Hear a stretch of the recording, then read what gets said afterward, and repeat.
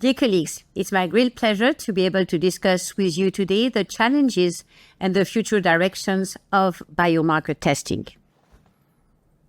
This is my disclosure slide.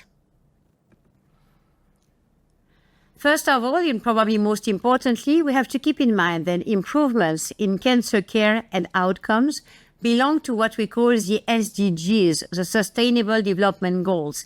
If you look at this panel, which is at the forefront at the entry of the WHO, you can see under the number 3, this aim of reducing by 1/3 the premature mortality from non-communicable diseases through prevention and treatment that, of course, has taken some delay due to COVID, but remains one of the main goals of the SDGs. And what we speak today about is really related or connected to this improvement in outcome. And we have been hearing that timeline of molecular revolution and personalized precision medicine in non-small cell lung cancer is about 10 years or even 20 years almost of development, starting in 2009 with the discovery of EGFR mutation, moving in 2013 to ALK, and the series of next biomarkers to be exploited in the decision-making process for our patients. Virtually every new therapy introduced in the last 15 years is allied to pathology and biomarker-driven patient selection. And particularly in adenocarcinoma, addictive oncogenic drivers do make excellent drug targets and excellent biomarkers to be used for this specific strategy definition. This is an example. I could take any other guidelines, the ESMO guidelines, where you can see how much these biomarkers do define a strategy. In frontline, for most of these biomarkers, EGFR, ALK, ROS1, BRAF, RET, NTRK, MET, but also depending on the regulatory authorities and potentially also the reimbursement processes, some of these biomarkers defining only second line for some European countries for NTRK, for HER2 mutation, for EGFR exon 20, and for KRAS G12C. But in front or in second line, whatever they define the patient treatment journey. With ESMO and in collaboration with many of our national societies, we have been performing a survey looking at availability and accessibility to anti-neoplastic medicines. As you can see on the right-hand side, covering most of the WHO regions and coming from low-income to high-income countries, representing altogether 106 countries. Here, I just saw an example of a table which looks at availability, which is beyond accessibility, also describing how much the drug has or not to be paid by the patient himself. And as you can see, and here we look at drugs which are kind of active, innovative drugs in breast and in lung cancer, EGFR TKIs, as well as some targeted therapies in breast. It's very clear in blue that these drugs are available and free in high-income countries, but they are almost not accessible, and if anything, only out of pocket in low and low middle income countries. So really showing how the picture is different depending on the various countries studied. So it's quite important because beyond or before the treatment definition, you have the testing issue, of course, and due in part to the availability and accessibility to drugs, you have also very variable testing practices. And they are variable across distinct health systems. And as you can see, this list of what is the ideal testing machinery will vary by continent, by country, by region, and of course also by payer. And the reason why it varies so much, it's because of this, I would say, dependency of clinical need, of course the patient wishes, but more importantly, as I have shown before, there's nothing to be tested if you don't have access to the approved drugs, to clinical trials which gives access to the drug, or to knowledge, awareness, and education around these biomarkers. Of course, some of the limitations are described or encompassed in guidelines, and reimbursement really remains one of the bottlenecks. I just wanted to show some of the guidelines which might guide you also through this decision-making process, and maybe sometimes about the policy discussion. I have shown you the ESMO guideline, but there are many guidelines defining the level of evidence and the needs of biomarker testing across diseases.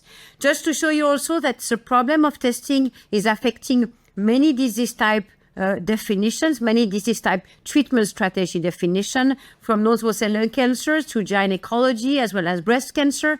And as you can see, in every continent you can look at, there's incomplete coverage of the usual biomarker testing, the needed biomarker testing.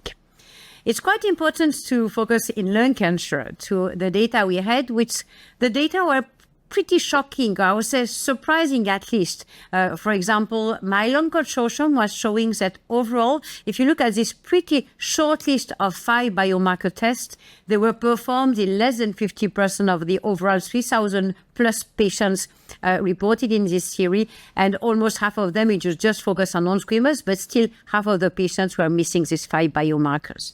So what are the bottlenecks? So I think precision medicine has bottlenecks.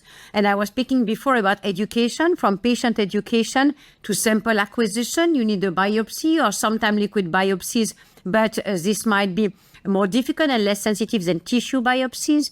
You have to have access to an NGS assays, bioinformatics, reporting, you need tumor board for decision, and you have to, of course, have the match to an available drug. So all of these bottlenecks really are limiting factors for the incentive or for the motivation and the education around testing. There is one tool that every physician must know, which is the SCAT, which is a framework to be able to rank genomic alterations actionability. And it comes from the tier 1, where you have an evidence-based, I would say the highest improved outcome based on the biomarker assessment that can exist, to potentially the tier 5, where it's not really a meaningful benefit to be proven. And every biomarker will enter one of this category depending on the magnitude of benefit that you have to prescribe accordingly, right? And this tool was developed by ESMO, is used in every ESMO guidelines, but also way beyond at the time being. Thereafter, you can list all of your targets, looking at the prevalence, as the technical ease of testing. Of course, very important, as I said before, the access to therapy, and somehow more subjective, the magnitude of benefit of therapies. And based on that, this is a policy discussion, this is an institutional discussion, and this is also a key opinion leader discussion. We need to, I would say, improve our biomarker testing. Optimizing biomarker testing is based on some statements. First of all, if we could have reflex testing, it would gain time, and it will also gain systematic, I would say, assessment without missing any patients. We like the synchronous testing, if it's possible, not having one mutation but NGS, but in some environments, one gene is still valid if you don't have more drugs. Multiplex testing is not only for NGS and nucleic acid, but it can also be multiplex immunohistochemistry. In terms of choosing of NGS, we like DNA and RNA inputs to be able to see chromosomal rearrangement, but we like also to have large panels, 50, 100 or more. And of course, the inputs, the need from DNA amount or RNA amount will vary according to the methodology. And don't forget, we still need other techniques than NGS, immunohistochemistry, of course, for screening, for example, for fusion genes and expression of protein. And FISH or ISH is still maybe the best approach to count the copy number and judge about amplification of genes. So keep this in mind. What about testing in Europe? So with Gustave Rossi and ESMO, we made an important look at how is a treatment practice, right? How is the treatment predictive biomarker practice in Europe in 2022? As you can see here, we decided to classify the testing into the category of testing, the spectrum of techniques used, which range from single gene technique, as you can see, for example, immunohistochemistry or PCR, to multiple gene technique, NGS, RNA sequencing, whole exome sequencing, whole genome sequencing, and the, I would say, fancy accessory testing like genomic specific assay, tumor mutational burden, as well as liquid biopsy, single, multiple other techniques. So to make a long story short, and yellow is always tested and red is never tested. So 2 examples. For immunohistochemistry, this is widely available. Again, I remind you, we are in Europe, always in routine in the majority of European countries. But when you go to, for example, whole genome sequencing, it's almost not available, and in some countries only for research. If we deep dive into more practical, I would say, consideration and look, for example, here are some genes, single genes, which may be useful to define strategy in lung and in breast cancer. They are usually accessible in European countries. But when you look at NGS, for example, or multiple gene techniques, you can see that in most countries, it's for research or never available. So single gene versus multiple gene already defines a yellow to red kind of picture. And if you think about the SCAT1, remember the tier 1, so the evidence-based biomarker dictating a better outcome. For lung, in the SCAT1 drug, it's only occasionally tested, sometimes usually tested, and for some of them always tested, but not for all of them. If you look at breast, where you expect an only yellow, you have some of these very SCAT1, very important biomarkers, which are only for research, and only few of them which are always tested. So the SCAT doesn't really support at the time being the right practice or the other way around. So overall, most of the validated biomarkers that can be testing using relatively simple techniques, not requiring extensive panels, are relatively widely tested across all countries, as you can see with the dashed line. But more advanced biomarkers are rarely tested, even if they are SCAT tier 1 outside of clinical trials and research. So that really defines an unmet need. And again, we are in Europe. Very importantly, when you ask the colleagues, do you use genomic alteration scales like the SCAT for actionability? 2/3 of countries report they do not use the one of ESMO, but they do not use any alteration scale actionability scales. And this occurs despite this very important bottleneck and the argument we need for implementation of a systematic testing. What are the types of providers? So basically, the proportion of mostly private provider, meaning private labs, increases with the complexity of the technique. Of course, every country is slightly different in them, and we will further analyze it by country and by region. Who pays for the testing? So again, it's about complexity. The proportion of out-of-pocket expenses for patients increases with, one, the complexity of the technique, so multiple gene techniques, for example, and second, of course, the cost and level of validation and diffusion in the specific health system. This is about recognition by the health system, right? So the more complex, the less probable that it will be paid by a national or a governmental system. And this occurs mainly in countries outside of the EU. So basically, you can really see that in EU, usually we had like the idea that the basis should be covered. Then I would say in terms of limitation of the system, what you would expect is once you have ordered for a general, a limited or a large set of biomarkers, you hope that these biomarkers will be used for treatment decision. And this interesting presentation at ASCO already some years ago was quite worrisome. It's what's showing that even when molecular testing is done and done the way it should be done, the optimal treatment is not administered. On the left-hand side, these are patients who were tested having an EGFR or an ALK alteration. And as you can see in the, I would say, clear blue, the immunotherapy was often prescribed in clear blue instead of targeted therapy. And on the right-hand side is when you find an actionable alteration, genomic alteration, you can see in clear blue the proportion of patients receiving the targeted therapy. So 37% receive IO, they should not, and only 45% receive the targeted therapy. So education is really key beyond the policy paradigm in biomarker testing.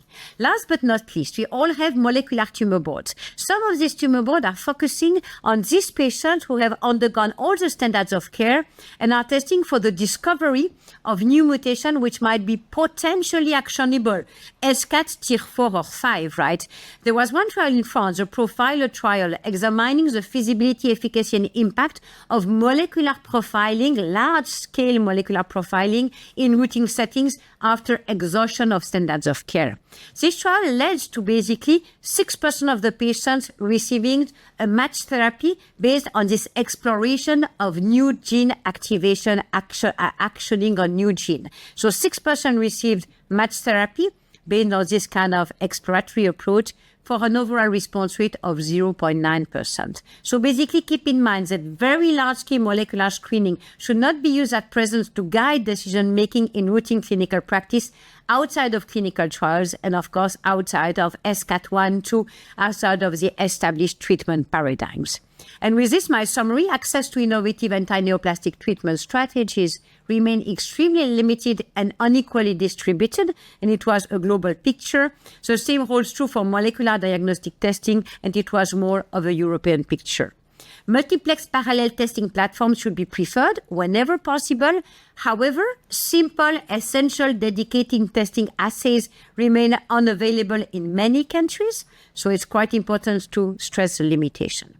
If testing is made available, continuous solid medical education is needed for its best use and subsequent treatment decisions. In some region, a molecular tumor board might create this strong supportive environment which is needed by all of the colleagues. And with this, I think we have looked at the reality of biomarker testing, and I'm very happy to welcome with my colleagues all your questions, your comments, your remarks, entering all together into the discussion around biomarkers. Thanks so much.